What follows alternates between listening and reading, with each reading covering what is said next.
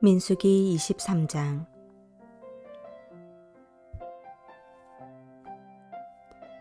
발람이 발락에게 이르되 나를 위하여 여기 제단 7을 쌓고 거기 수송아지 7마리와 수장 7마리를 준비하소서 하매 발락이 발람의 말대로 준비한 후에 발락과 발람이 제단에 수송아지와 수장을 드리니라. 발람이 발락에게 이르되 당신의 번제물 곁에 서소서. 나는 저리로 가리이다. 여호와께서 혹시 오셔서 나를 만나시리니 그가 내게 지시하시는 것은 다 당신에게 알리리이다 하고 언덕길로 가니 하나님이 발람에게 임하시는지라. 발람이 아뢰되 내가 7제단을 쌓고 각 제단에 수송아지와 수장을 드렸나이다. 여호와께서 발람의 입에 말씀을 주시며 이르시되 발락에게 돌아가서 이렇게 말할지니라. 그가 발락에게로 돌아간즉 발락과 모압의 모든 고관이 번제물 곁에 함께 섰더라. 발람이 예언을 전하여 말하되 발락이 나를 아람에서 모압 왕이 동쪽 산에서 데려다가 이르기를 와서 나를 위하여 야곱을 저주하라. 와서 이스라엘을 꾸짖으라 하도다. 하나님이 저주하지 않으신 자를 내가 어찌 저주하며 여호와께서 꾸짖지 않으신 자를 내가 어찌 꾸짖으랴. 내가 바위 위에서 그들을 보며 작은 산에서 그들을 바라보니 이 백성은 홀로 살 것이라.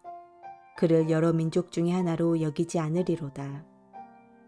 야곱의 티끌을 누가 능히 세며 이스라엘 4분의 1을 누가 능히 셀고 나는 의인의 죽음을 죽기 원하며 나의 종말이 그와 같기를 바라노라 하매 발락이 발람에게 이르되 그대가 어찌 내게 이같이 행하느냐.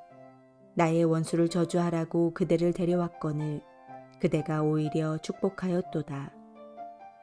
발람이 대답하여 이르되 여호와께서 내 입에 주신 말씀을 내가 어찌 말하지 아니할 수 있으리이까. 발락이 말하되 나와 함께 그들을 달리 볼 곳으로 가자. 거기서는 그들을 다 보지 못하고 그들의 끝만 보리니 거기서 나를 위하여 그들을 저주하라 하고 소빔뜰로 인도하여 비스가 꼭대기에 이르러 7제단을 쌓고 각 제단에 수송아지와 수장을 드리니 발람이 발락에게 이르되 내가 저기서 여호와를 만나 뵐 동안에 여기 당신의 번제물 곁에 서소서 하니라. 여호와께서 발람에게 임하사 그의 입에 말씀을 주시며 이르시되 발락에게로 돌아가서 이렇게 말할지니라. 발람이 가서 본즉 발락이 번제물 곁에 섰고 모압 고관들이 함께 있더라. 발락이 발람에게 이르되 여호와께서 무슨 말씀을 하시더냐. 발람이 예언하여 이르기를 발락이여 일어나 들을지어다. 십볼의 아들이여 내게 자세히 들으라. 하나님은 사람이 아니시니 거짓말을 하지 않으시고 인생이 아니시니 후회가 없으시도다. 어찌 그 말씀하신 바를 행하지 않으시며 하신 말씀을 실행하지 않으시랴. 내가 축복할 것을 받았으니 그가 주신 복을 내가 돌이키지 않으리라. 야곱의 허물을 보지 아니하시며 이스라엘의 반역을 보지 아니하시는도다. 여호와 그들의 하나님이 그들과 함께 계시니 왕을 부르는 소리가 그 중에 있도다. 하나님이 그들을 애굽에서 인도하여 내셨으니 그의 힘이 들소와 같도다. 야곱을 해할 점술이 없고 이스라엘을 해할 복술이 없도다. 이때에 야곱과 이스라엘에 대하여 논할진대 하나님께서 행하신 일이 어찌 그리 크냐 하리로다. 이 백성이 암사자같이 일어나고 수사자같이 일어나서 움킨 것을 먹으며 죽인 피를 마시기 전에는 눕지 아니하리로다 하매 발락이 발람에게 이르되 그들을 저주하지도 말고 축복하지도 말라. 발람이 발락에게 대답하여 이르되 내가 당신에게 말하여 이르기를 여호와께서 말씀하신 것은 내가 그대로 하지 않을 수 없다고 하지 아니하더이까. 발락이 발람에게 또 이르되 오라 내가 너를 다른 곳으로 인도하리니 내가 거기서 나를 위하여 그들을 저주하기를 하나님이 혹시 기뻐하시리라 하고 발락이 발람을 인도하여 광야가 내려다 보이는 보올산 꼭대기에 이르니 발람이 발락에게 이르되 나를 위하여 여기 7 제단을 쌓고 거기 수송아지 7마리와 수장 7마리를 준비하소서.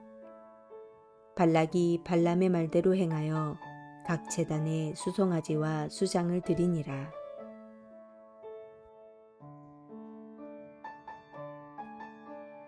발락은 발람을 이끌고 바알의 산당이라는 곳으로 올라갑니다.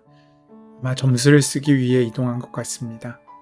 하나님께서는 발람에게 찾아오셔서 말씀해 주시는데 그 내용은 하나님께서 저주하지 않은 자를 저주할 수 없다는 것과 이스라엘은 홀로 처한 백성, 곧 유일하고 특별한 백성으로 하나님께서 그저 여러 나라 중 하나처럼 이스라엘을 대하지 않으신다고 말씀하십니다. 저주하라고 비싼 돈을 들여 데려왔는데 오히려 축복을 하니 발락의 입장에선 얼마나 화가 많이 났겠습니까? 발람은 일관되게 하나님께서 내게 말씀해 주시는 대로 말할 수밖에 없다고 합니다.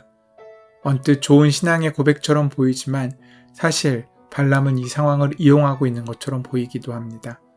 하나님의 뜻을 거역하여 벌을 받고 싶지도 않고 발락이 주겠다는 재물도 포기하고 싶지 않기에 절박해 보이는 발락에게 여지를 남기면서 하나님께서 원하시지 않는 신탁을 이어가고 있는 것입니다. 발락은 장소를 옮겨 이전과 동일하게 제단을 쌓습니다. 하나님께서는 발람에게 오셔서 말씀해 주십니다. 그 내용은 하나님은 신실하셔서 말씀하신 것을 반드시 이루신다는 것입니다. 즉 하나님께서 이미 이스라엘에게 복을 주시겠다고 약속하셨기 때문에 반드시 이스라엘은 복을 받게 될 것이라는 것입니다. 이스라엘이 많은 죄와 허물에도 불구하고 하나님께서는 여전히 이스라엘과 함께 하십니다. 이 이야기를 들은 발락은 이제 이스라엘을 저주하지도 축복하지도 말라고 합니다. 발람은 이번에도 나는 하나님께서 말씀하신 대로 말할 수밖에 없다라고 대답합니다. 발람은 자신이 할 수 있는 것과 없는 것을 잘 알고 있음에도 불구하고 발락의 초대에 응했습니다. 입으로는 발락의 청을 들어줄 수 없다고 말하면서도 발락을 만나러 갑니다. 옳은 것이 무엇인지 알지만 옳은 것보다는 눈앞에 보이는 이익에 그 마음이 붙들린 모습일 수 있습니다. 발람을 만난 발락은 극진히 환대했습니다. 이미 무엇인가를 기대했던 발람의 욕망을 더욱더 부추긴 후 환대였을 것입니다. 그리고 제단이 쌓여졌습니다. 여기서부터 발락과 발람의 서로 다른 듯 같은 제사가 시작됩니다. 먼저 발람의 제사를 생각해 보십시오. 그는 7개의 제단을 쌓은 후 이렇게 말합니다. 어쩌면 주님께서 나를 만나러 오실지 모르겠습니다. 주님께서 나를 밝히 내주시는 것이면 어떤 말씀이든지 제가 임금님께 말씀드리겠습니다. 아시는 것처럼 주님은 발람에게 이미 말씀하셨고 발람도 이미 하나님의 뜻을 압니다. 발락이 바라는 것은 이스라엘에 대한 저주였지만 하나님께서는 이스라엘을 저주하지 않고 오히려 축복하라고 말씀하십니다. 그럼에도 발람은 지금 또다시 하나님을 만나겠다고 말하고 있는 것입니다. 이 태도가 주는 의미가 있습니다. 발락과의 거래에 예배를 사용하고 있는 것입니다. 아마도 발락은 발람의 이런 태도에서 자신의 희망의 끈을 놓지 않았을 것입니다. 다시 말하면 발람은 자신의 욕망을 채우기 위해 하나님을 이용하고 있는 것입니다. 자신의 목적을 이루기 위해 제단을 쌓고 예배하고 있는 것입니다. 이는 발람뿐만이 아닙니다. 발락도 마찬가지입니다. 발락은 노골적이고 외적인 것을 통하여 하나님을 이용하고 싶어 했습니다. 하지만 발람은 교묘하게 자신에게 들려진 그 말씀을 내적으로 순종하며 타협하면서까지 자신의 뜻을 이루어 가고 싶었던 것입니다. 발락은 자신의 바람이 잘못되었음을 확인하고도 자신의 뜻을 버리지 않습니다. 오늘 본문을 읽다 보면 발락의 절박함이 잘 느껴집니다. 강한 적들에 대한 두려움, 미래에 대한 불안감, 이것은 모든 사람이 느끼는 두려움과 불안감의 실체일 것입니다. 우리는 통제할 수 없는 미래가 예기치 않게 찾아와 우리를 망하게 하지 않을까 불안해하며 두려워합니다. 그래서 많은 사람들이 점쟁이를 찾고 미신을 믿으면서 미래를 알고 내게 일어날 일을 먼저 알고 그 일들을 막거나 통제하고 싶어 합니다. 하지만 오늘 발람의 이야기에서 보여주듯이 아무리 많은 돈과 정성을 바친다고 하여도 그것이 우리의 안정과 복을 보장해 주지 못합니다. 오히려 비참함만 남기는 것입니다. 그러한 마음으로 드리는 기도나 예배는 거룩할 수 없습니다. 이러한 발락의 모습을 통해 우리는 우리의 예배와 기도의 모습을 살필 수 있어야 합니다. 하나님께서 원하시지 않음을 알려주셔도, 하나님께서 우리에게 생각을 바꾸라고 하시는 사인을 보내주셔도 여전히 내 생각대로, 내 마음대로, 내 뜻대로 이루어지기를 바라며 포기하지 않는 것을 우리는 열심히 기도한다고 착각할 때가 많습니다.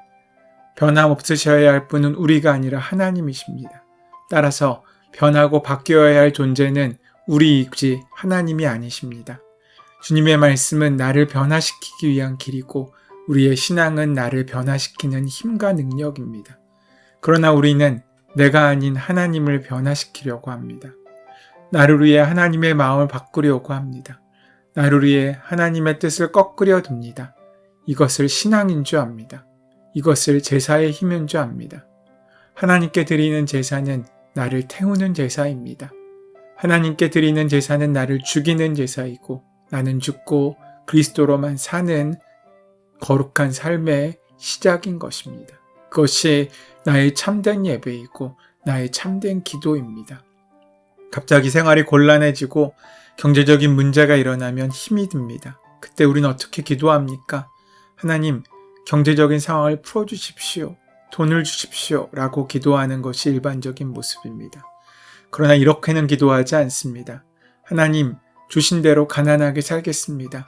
이 생활을 즐기겠습니다. 그리고 이 환경을 주신 주님의 의미를 기억하며 방만했던 생활을 접겠습니다. 사람에 대해 아픔과 상처를 받으면 괴롭습니다. 그때 우리는 어떻게 기도합니까? 하나님, 저 사람 때문에 괴롭습니다. 보이지 않게 해주십시오. 망하게 해주십시오. 이것이 일반적인 기도입니다. 그러나 이렇게는 잘 기도하지 않습니다. 하나님, 그래도 저 사람에 대한 사랑을 버리지 않게 해주십시오. 우리는 기도가 나의 뜻을 이루는 도구라고 착각합니다. 하지만 기도는 나를 바꾸는 도구입니다. 사랑하는 여러분, 하나님을 바꾸려고 하지 마십시오. 나를 바꾸셔야 합니다. 나를 바꾸는 것이 믿음의 시작이고 근본입니다. 예배는 우리의 목적을 이루기 위해 하는 것이 아닙니다. 예배는 하나님의 마음을 우리에게 만나게 하기 위해서 드리는 것입니다. 우리가 드리는 제사, 우리가 드리는 제물은 나의 목적을 이루기 위한 뇌물이 아닙니다. 그것은 주님의 은혜와 사랑에 대한 감사일 뿐입니다. 아무리 자신의 욕망을 위해 예배해도 결국 하나님의 음성은 동일합니다. 오늘 본문의 발락은 여러 번 자리를 옮기면서 동일한 제단을 쌓고 열심히 준비하여 하나님께 자신의 뜻을 이루기 위하여 애쓰며 노력하며 자신의 정성을 다합니다.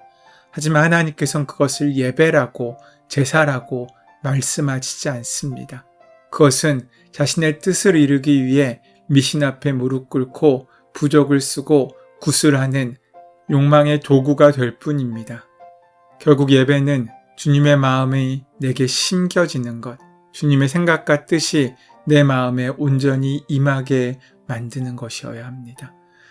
이러한 상황 가운데 하나님의 뜻이 무엇인지를 온전히 전달해야 될 발람은 발락에게 오히려 헛된 희망만 부어주고 있습니다. 그는 입으로는 거부하고 거절하며 하나님의 말씀을 순종하는 것처럼 보이지만 사실 발락의 잘못을 부추기고 있는 공범자라고 할 수도 있습니다. 내 목적을 위해 주님을 바꾸려 하는 것은 신앙이 아니라 미신입니다. 오늘 믿음은 주님을 위해 나를 바꾸는 것입니다. 오늘도 우리는 주님의 마음으로 조금씩 바뀌어가는 삶의 여정 가운데 있어야 할 것입니다. 하나님께서 나에게 원하시는 삶이 무엇입니까? 내가 예배할 때마다 하나님의 뜻에 점점 더 가까워지는 것입니다. 내가 예배하였다고 작정하여 기도하였다고 내가 원하는 것을 얻게 되었다면 우리는 기도의 사람도 하나님의 사람도 아닐 것입니다. 오늘 이 시간 우리에게 허락된 귀한 은혜와 말씀은 하나님의 뜻을 온전히 만나게 하는 도구와 통로가 될 것입니다. 그 은혜를 기억하시고 참된 예배의 삶을 살아가시는 저와 여러분 되시기를 간절히 소원하고 축원합니다. 은혜의 주님, 힘과 권세가 있는 발락과 발람과 같은 자가 이스라엘 백성을 무시하고 저주한다고 할지라도 그런 그들을 하나님의 백성이라고 부르시면서 허락하시면서 지키시고 인도하신 하나님의 사랑을 기억하며 이 세상을 두려워하지 않고 오직 하나님을 경외하며 오늘 하루도 하나님 앞에서 살아갈 수 있도록 인도하여 주시옵소서. 우리 주 예수 그리스도의 이름으로 기도드립니다. 아멘. 이제 오늘 주신 말씀이 나에게 허락하신 말씀으로 만나지기 위하여 성령께서 그 말씀의 은혜를 깨닫게 해주시기 위하여 함께 깊이 묵상하시며 기도하시는 시간 가지도록 하겠습니다. 함께 기도합니다.